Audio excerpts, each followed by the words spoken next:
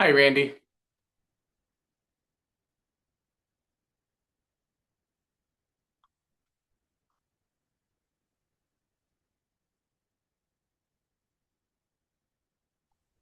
Hey, how are you? I'm well. Nice to meet you. We'll go ahead and I like to give folks another get started around 12:02 or 2 minutes Yeah. after the hour. So No uh, rush. yeah, thank you for joining.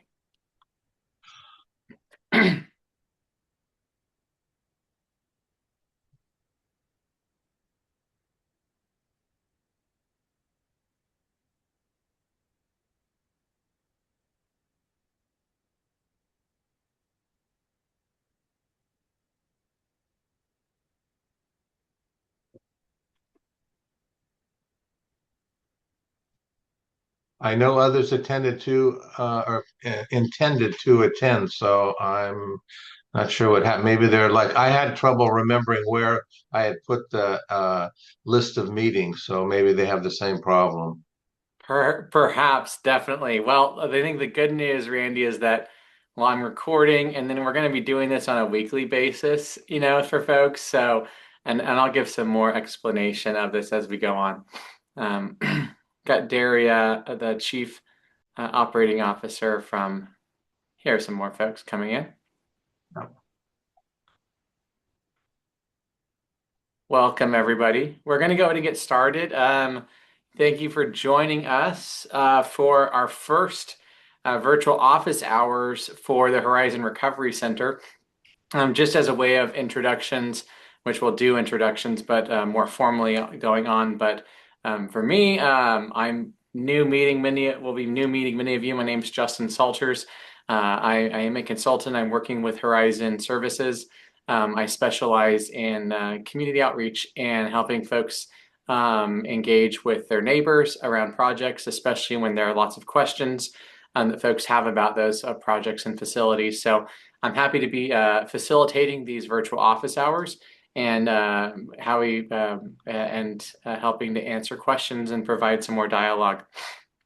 Our agenda for the next 57 minutes or less, totally up to you all, our attendees, is I'm going to review just our purpose and our desired outcomes for these virtual office hours, share a little bit more just about them in general, and go over our ground rules for participating today. We'll do introductions and then we'll reserve the bulk of our time for our working session as we actually go through the FAQ document to receive questions and to help listen in and learn, make sure that we're providing clarity in the responses that we give folks.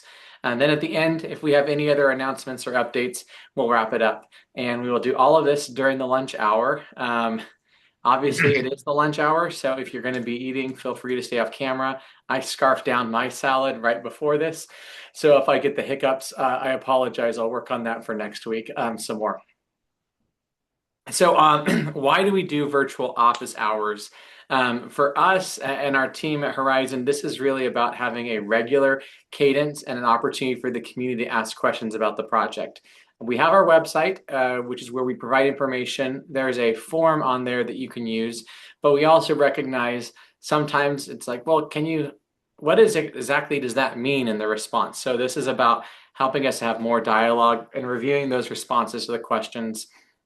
It also gives us a regular opportunity to share facts and updates about the project and how things are moving. And then it's also an opportunity for our entire team at Horizon and the folks helping to make this project happen, an opportunity to meet more residents, businesses, and other community organizations who care about this. So Virtual Office Hours 101.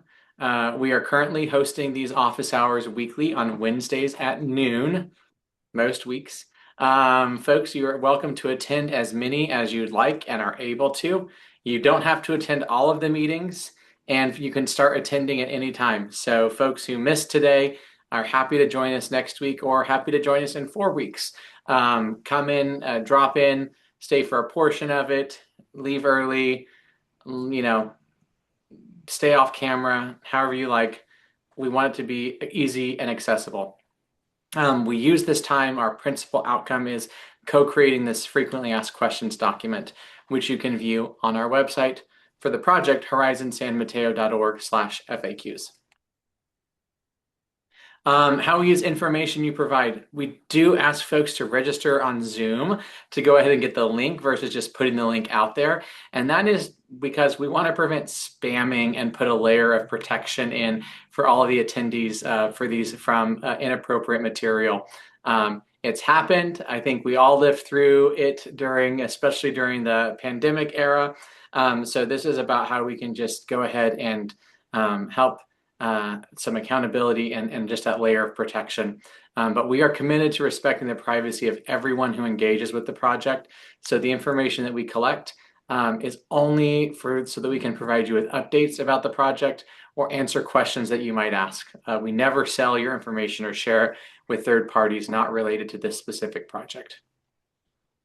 Today's virtual office hours is being recorded, and we record those so that other people who aren't able to attend today can watch them later. And also so that our team can go back and review in case we have any additional questions that we need to go ahead and capture. Recordings will be posted on our YouTube, and they'll also be linked and available from the project website, horizonsanmateo.org. So, some ground rules for today. Number one, we ask that everybody listen to understand. So if you can, please give your full attention when others are speaking, avoid interrupting, and acknowledging that we have differing perspectives, or we may have differing perspectives before you share your own. Along those lines, we also ask for everyone to speak respectfully, using calm and professional tones, and focus on issues and not the person. So we really want to and ask folks to avoid name calling, sarcasm, or any other type of personal attacks. Please use I statements versus you statements. I'm concerned about this, or I have a question about this versus you are, yeah. And we'll also ask to stay on topic and keep our comments and questions relevant to the project. Let's avoid unrelated debates that could derail our discussion. We always want to assume positive intent and acknowledge impact. We and I personally and our team, we all start from the assumption that everyone is here in good faith. And so if harm occurs, whether that might be intentional or not, we ask that we all help by acknowledging it and working to repair it. Welcome, Carol, to the call. Also, number 5, share the air. Be mindful of how much you're speaking. I am always mindful of this at the beginning of the call, so I look forward to getting done with my intro slides. And then step back if you've spoken a lot, or step up if you haven't. We've got a small group on today, so we should have plenty of time and opportunity for folks to share questions and provide their thoughts and feedbacks, thoughts and questions, comments. We also ask that folks mind their language. Please avoid using inflammatory or politicized language, slang, or imagery that might escalate tensions. And let's all work to choose words that invite dialogue rather than shut it down. And then very lastly, but very importantly, please consider technology etiquette. And if you're not speaking and you have any background noise, please mute it. If not, and I catch not catch it in a bad way, but if I notice background noise coming as the event host, I try to step in and keep that so we can go ahead and keep the focus. If you have a question you'd like to ask and there's not time or there's not a natural pause, please raise your hand and I will make sure to go ahead and get to you. Or feel free to use the meeting chat or meeting chat to go ahead and ask a question or to let us know that you have a question you'd like to ask. Now, next step up, we'll go ahead and do introductions. And we just ask if you don't mind sharing your name and then letting us know if you're a resident, if you represent a business or community organization. If you do, don't mind, please let us know which one, or a project team member or other interested person. We'd like just to know who, and for everyone to know who's on our calls. So I'll start. Justin Salters, like I said, I am part of the project team. I am a consultant who's helping Horizon with public outreach strategies for the facility and the proposal. And Daria, I'll go to you next since you're also on the project team. Yes, thank you, Justin. Nice to see everyone. My name is Daria. I'm the Chief Operating Officer here at Horizon. Great. Randy? Hi, I'm Randy McMills, and I'm a homeowner. Thank you. Carol? Carol Eldridge. I represent One San Mateo. I actually live in Burlingame.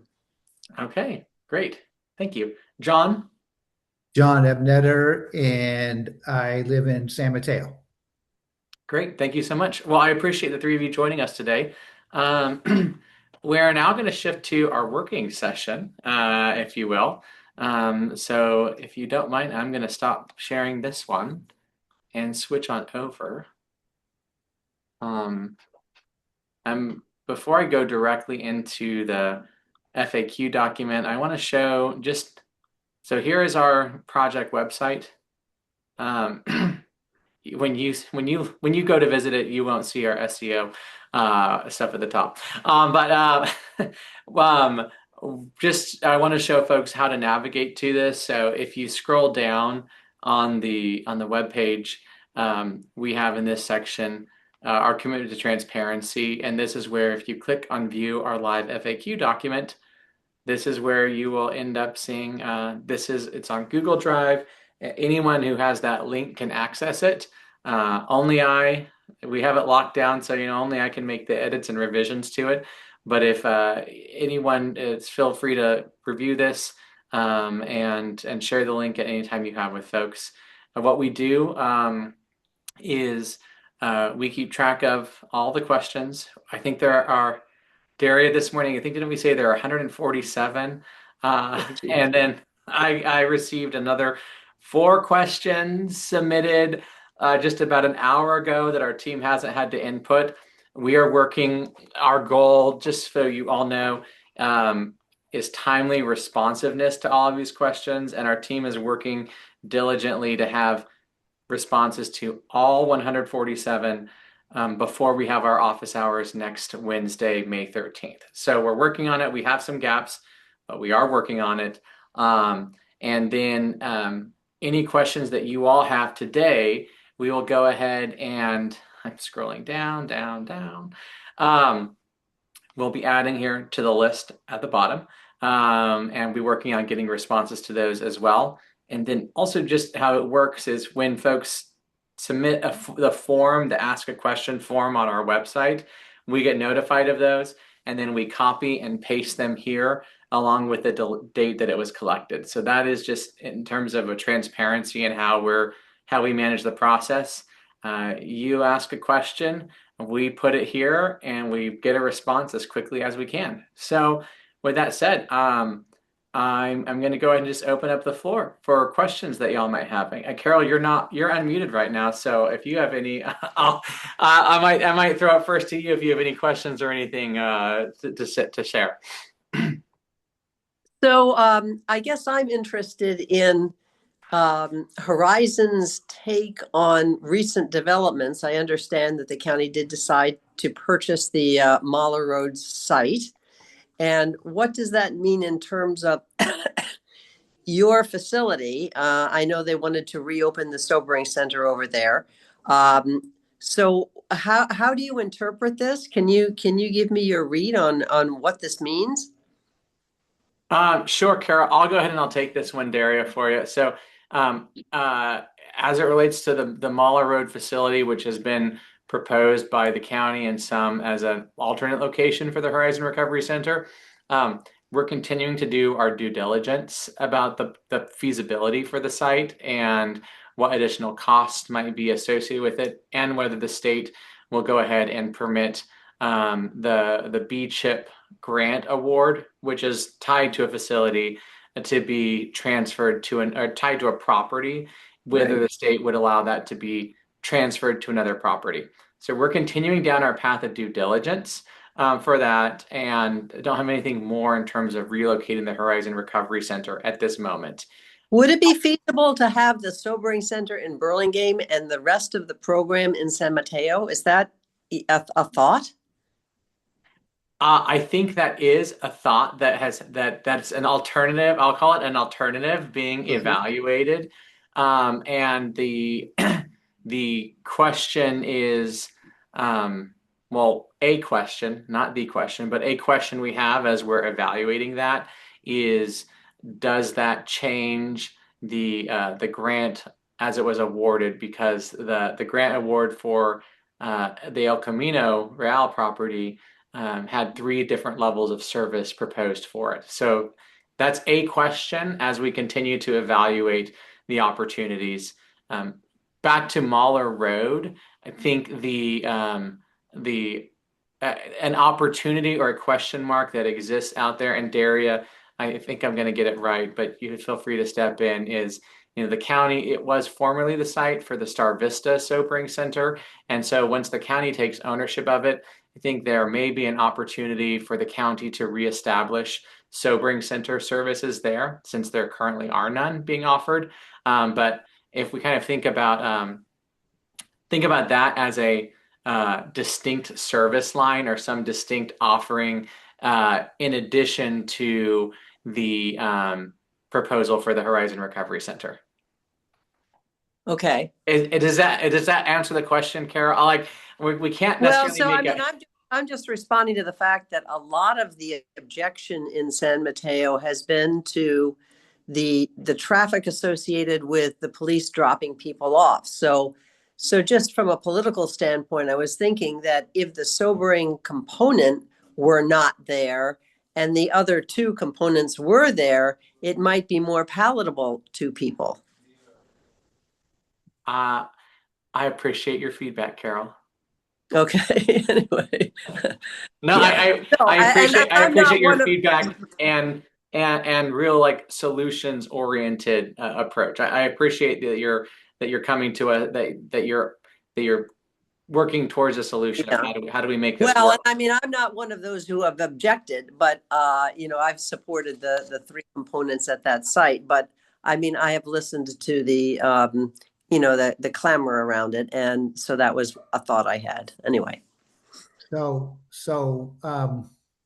yesterday, Mr. Callaghy said that there was a possibility after the purchase of the property that they would send out an RFP for people to run the sobering facility at Mahler.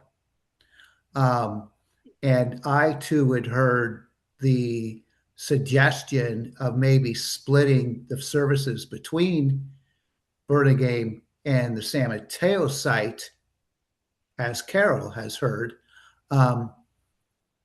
Yet this made me think, if it became a problem with the state grant, could it be a hybrid where you say, we'll have facilities for 8 people.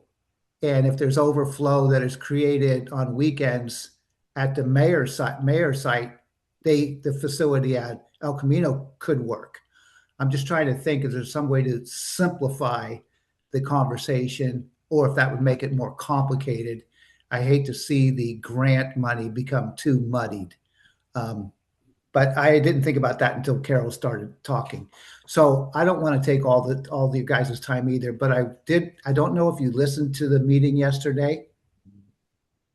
It hasn't been posted yet, John, but Okay. we look forward to it, and we've received some.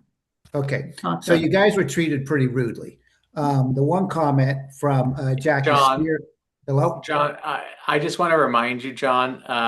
So one of the things we do with our virtual, I appreciate I appreciate the sentiment, but I wanted to go ahead and preemptively. So we're going to record this, and all of these virtual office hours we post on our website for anyone to Okay, go ahead and view. So I just want to make sure you're aware that this for all intents and purposes, this is a public meeting. So share away comments and feedback. We perfect. appreciate it, but I wanted to make sure. I couldn't remember when you came in if you missed that part of of my prologue or prelogue. No problem. So I have two, and thank you for that. I have two, or one suggestion is as soon as you can see that video, I would suggest looking at it because it was quite eye-opening.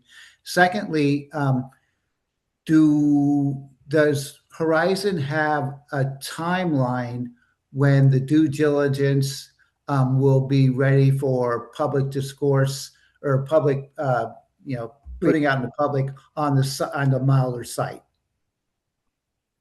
That's a great question, John. I wish I could provide a more concrete timeline. We are still in the very beginning phase of our due diligence process, and that involves multiple project managers. So, all the way from geotech to fiscal details. So we can't really give a definitive timeline right now. But as Justin mentioned, we are in the process and we're in the thick of the process. And so hopefully soon in the next couple of weeks, but we don't really have a concrete date. Okay. And So, John, I'll add on to Darius' comments is we've got everybody engaged and activated on it. One of the things that we're doing is just we're committed to having very firm, like a high degree of confidence in our probabilistic range of what the cost would be. And so we know there's going to be a lot of interest and a lot of folks are going to want to kick the tires on these numbers and what we come back with. So we're just being extra.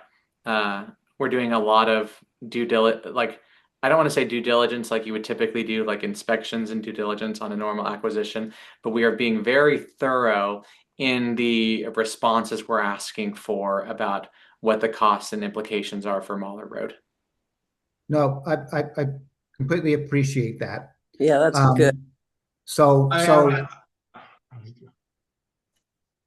have, do we have any idea when, if at all, if it's going to happen at all, there will be a city council meeting in San Mateo on this subject? No indication yet. And Have I'm going to go to Randy because I saw Randy. It looked like you wanted to ask a question or make a comment. I did. My understanding has been in what I've heard from Horizon thus far that there's scale of efficiencies and economies by having one facility, and that if the potential closure once the new facility is operational of closing Palm Avenue. Was my understanding of that correct first? So the project in San Mateo, 101 North San Mateo, would reflect the services that are currently being provided in Palm, so it would get consolidated. Oh, That was really? my that was my understanding. So my Correct. question is, how does Horizon feel about a split facility concept with Maha Road and the 101 El Camino Real? Well, like I said, I think it's not necessarily a matter of how do we feel about it, right? It's more of feasibility, and that includes, as Justin mentioned, both the additional financial costs that it might potentially require, which is not budgeted in the grant, right? And so those are just some of the details that we are continuing to understand ourselves, as well as just some of the geotech, right, barriers that would allow us to operate out of that center um, in a way that's safe for the clients. Because, as much as, it's wonderful that Star Vista was able to operate out of there, our services certainly can provide that gap that Servisa was addressing, but it's not merely that service, right? So the services that we would run out of hypothetically would be a little bit would be more medically operating, and so that brings more complexity in terms of the safety of the site because it would be 24 hours operating site. Okay, so want to just make sure I think I understood what you said, Daria. I'm hearing you say that you would be looking at the feasibility of having one facility and the economics associated with that. You'll obviously have to consider different things if it was a split facility. We would have to consider the geotech viability, the financial viability, and right, all of this still is under the assumption that it wouldn't compromise the standing of the grant Grant. with the Yeah, state, right? And so Okay. My I second question is around scope. I have heard no information about the size of the facility, whether there is parking on the facility, where the smoking aspects will be for people who do smoke while they're in residence, and the setback issue. So those are the questions that I had asked with this meeting early on, and would like to get some insight into those, please. Randy, I believe, did you submit those through the form? I did. Yes, as you're asking those, I saw them. Yes, I've seen those questions, and I don't think we've prepared the responses to them yet. Not because we're just No, drinking no, from the I fire understand. hose. So we will definitely get those ones answered for you. Carol, I see you've got your hand up. Yeah, so has the closing of Palm Avenue always been part of this? Somehow I was not aware of that. the program was designed to consolidate, yeah, and it Oh, reflects okay, the number of individuals, right, that the program would anticipate receiving as a whole in San Mateo. okay, So the capacity was designed with the understanding that it would assume the San Mateo current project census. okay. Hmm.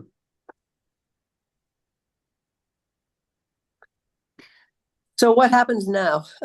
So you continue with you continue to investigate the cost of, you're continuing to investigate the cost of building your complete facility in Burlingame?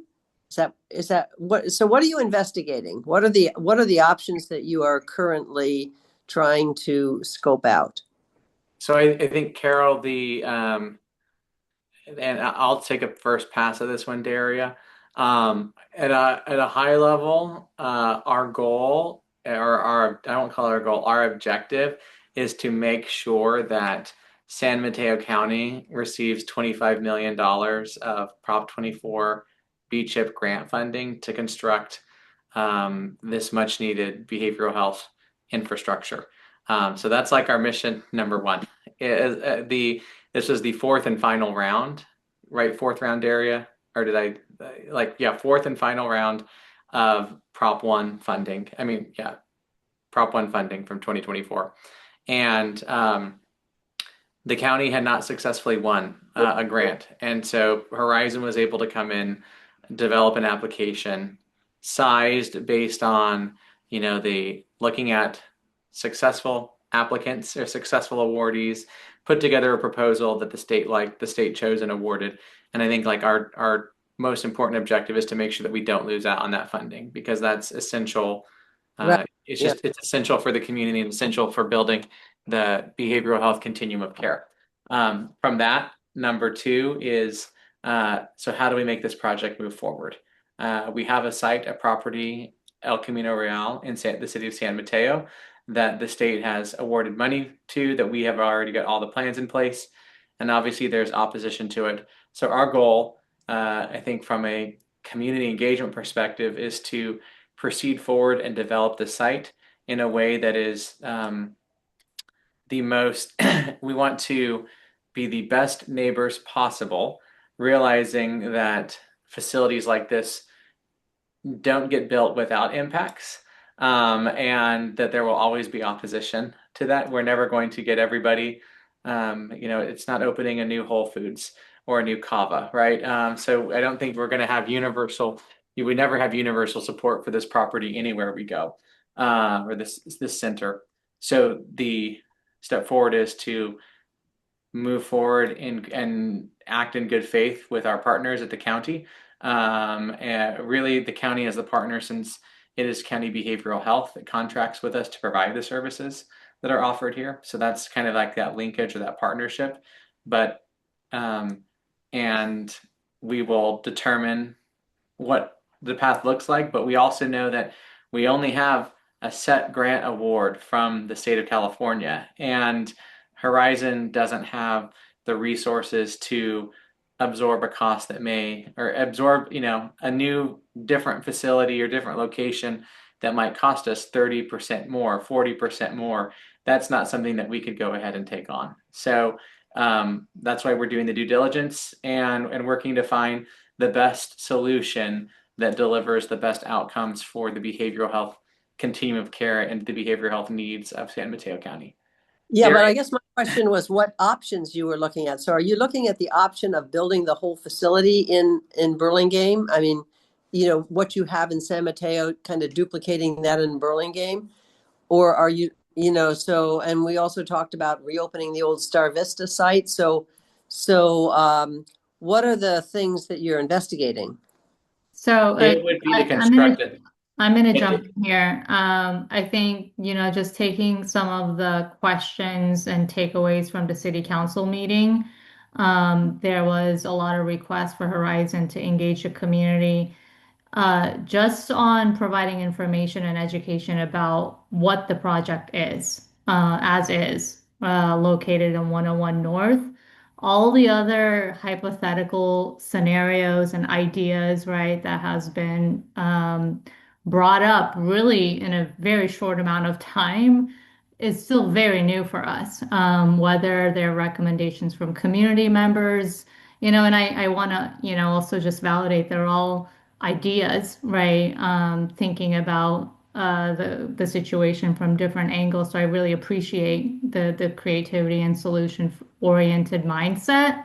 But Horizon is not prepared right now to consider any of that without first, like I mentioned, doing a really thorough due diligence. And that due diligence just starts with even understanding what that environment looks like, if it's even possible to build a 3-unit facility in Burlingame. And Yeah, we have absolutely no position on that right now. but Carol, so Daria, the short answer I think to what Carol's really trying to get at is, um, yeah, we're evaluating what it would take to make that facility be able to offer the same services, which likely means what it would take to go ahead and build a new facility, to build a new building on part of that property.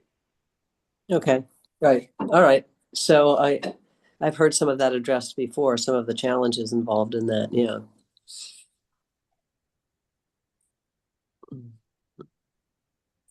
Well, I mean, one of the things, so Daria, as you say, we're very early in the process. I mean, yes, but there's also a deadline looming come August. So, I mean, this has to move pretty quickly, all of this fact finding and decision making. So I just hope that it's happening. We cannot afford to lose the $25 million. So, anyway. Randy? Are you in dialogue with the county at all, with the county supervisor groups and the proposal on Mauer? Yes. We have regular engagement with county staff at the CAO's office, including CAO Mike Callaghy, and the different county board of supervisors members and their staff as well. So we're in communication with all the relevant stakeholders and anyone who wants to talk. Excuse me, frankly. So yes, we're in communication.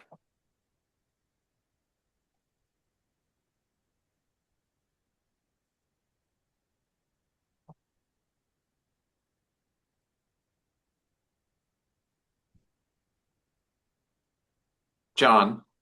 So engaging with the public, other than obviously the open office meetings, what are you doing and what help could advocates lend to help get the process going more aggressively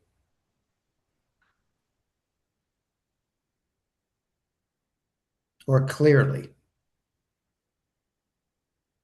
So, these office hour sessions is really the intended structured time to receive questions like this. And I've made myself available to meet, right, with interested community members. I've met with several community members. Kit, Justin, and I have several meetings on our calendar, specific meetings with different groups that have had questions, right, in terms of what their involvement in the project would be. So we're really just invested in being present and answering as many questions as possible. Yeah.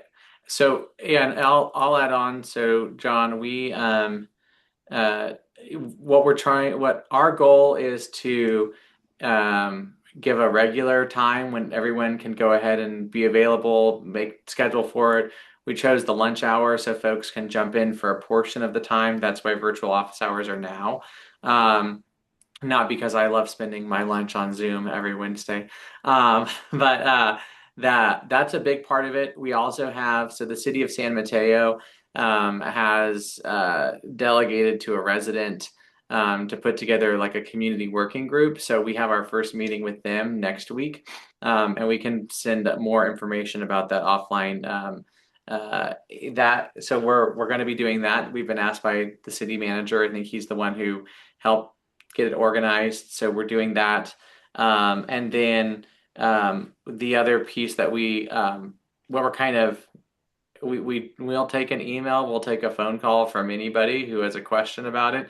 But to what Daria's point is, we really want this to be, we really want our virtual office hours to be the time and place where anyone can come and ask their questions. And so that's for the second question, or maybe the first one that you asked, John. The first question about how can project supporters help communicate, I do think telling your friends and your neighbors about it, sharing your point of view, letters to the editor. Obviously, this is a very salient story for the San Mateo Daily Journal. So I would encourage folks, if they are so inclined, to submit letters to the editor. Obviously, you have to have multiple voices coming in. You can't have one every week. They're not going to get the John Ebnettner column, right?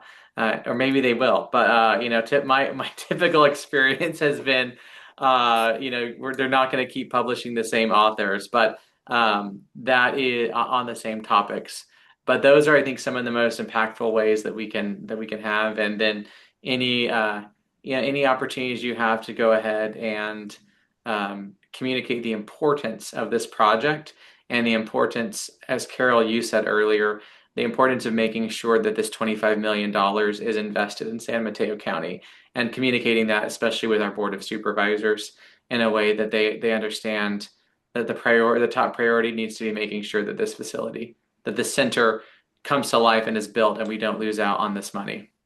Carol? Yeah, so a couple of questions. One is, I was under the impression that Reverend Vaqueta from the Congregational Church was interested in doing a forum on this. Are you aware of that?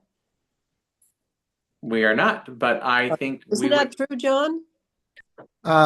There has been discussion on a forum being put together by Jessica.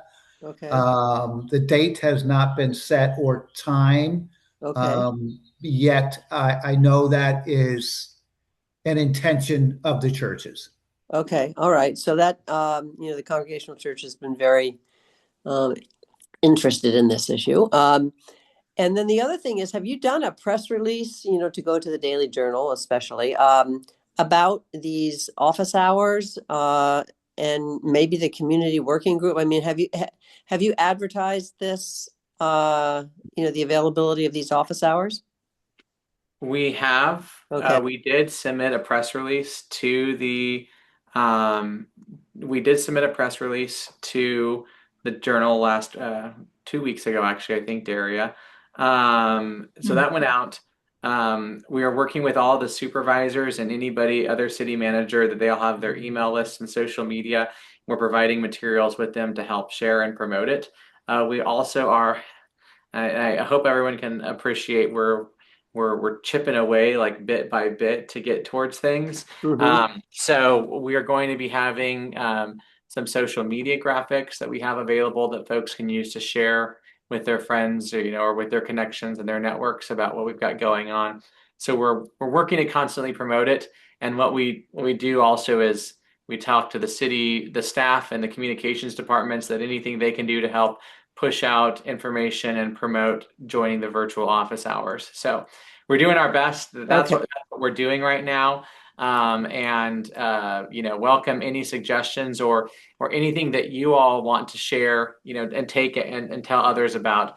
Please do, because this is, as y'all are like, my experience is a lot of times these are smaller, more intimate forums, but it's what I found is it's a great way for people to learn about the project and really, connect with our team. And then all of a sudden it's like, oh, this is who's working on this. Okay, I can ask my questions. They're respectful and they will respond to me. Good. Well, I think I'll write a letter to the editor about these, the availability of these calls. So, yeah. Thank you, Carol. Randy? So can you give me a little more information about the discussion with the city manager about the working group? Because I've heard nothing about that. Yes. So, I'm gonna blank on his name. Do you remember his name, Daria, the individual that the city manager asked to put together the working group? Al, are you referring to Mr. Kajikian? He No. is. He's the city manager, right? I think he asked, am I gonna Tazo? Is that the individual's name? Tasso. Oh my yeah. goodness. Tazo. Okay. So Tazo. Our first, in-person meeting with him is next week, Wednesday. So So those won't be Zoom meetings? that will be an in-person meeting. Yeah. the And first, is the the public, first one is in person, and then thereafter it will be Zoom. so the public is Is this, invited?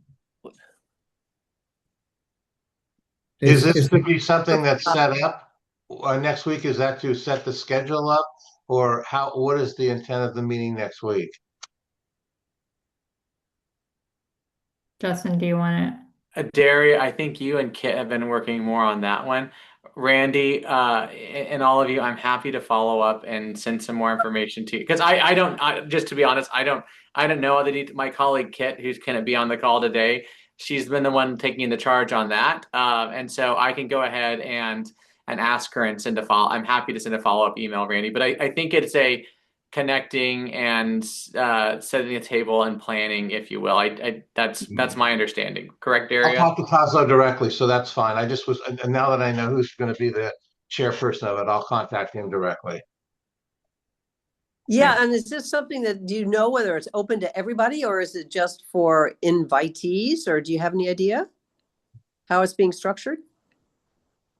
Don't know. Okay. So we'll have more information after our meeting next week. Okay. Next week is the first one, so I think that's intended to just identify what kind of structure and agenda items that we're planning on addressing there Okay. forward. So what is this group called? Oh, I think it's got a name like Community Working Group. This came out of the presentation that Daria provided at the April 15th San Mateo City Council meeting. And there was a commitment to having an in-person community working group. And so as a follow-up from that, Tasso has been the city appointed, or I don't, it was an official action. So Tasso is the individual who we've been told to go ahead and work with on this effort by city manager. Clear. Have you had reach out yet with the St. Matthew's Episcopal School from the outcome of the April 15th city council meeting, Daria? I did actually. Kit and I both went and met with them in person, and we had a conversation. They had questions, right? Similar questions as we're receiving here, and so I'm happy to continue to meet with them. But that meeting did take place. Okay, thank you. Mhm. A couple Yeah, of weeks. go ahead, Carol. I just said a couple of weeks ago it took place. Yeah. So I'm just curious, um, what the county of San Mateo had granted or committed to supplying or providing $2 million to this project. Has Correct. that now been formally rescinded, or where are we with that discussion? No action. The county is still committed $2 million from opioid settlement funds for the project. At 101 North El Camino Real. Correct. That was the commitment made for the project. Okay, so is Horizon moving along that path, with unfortunately this side discussion on Mauer, as if the $2 million is going to be supplied for 101 North El Camino Real, no matter what? Well, there is no I matter don't think what. so. No. I don't know. I Not mean, if based they on what haven't the county has said. What, Randy? Not So based on what the county has said. The supervisor, I should say, I'll be more specific. Okay. Um, I understand that is a question that might not be answered, but it just seems that if they haven't officially rescinded it, then the check's in the mail. Well, Um, not that those are not the only options, John. I mean, until the money is actually put in the mail, right, or put in an account, it isn't done. So, yeah.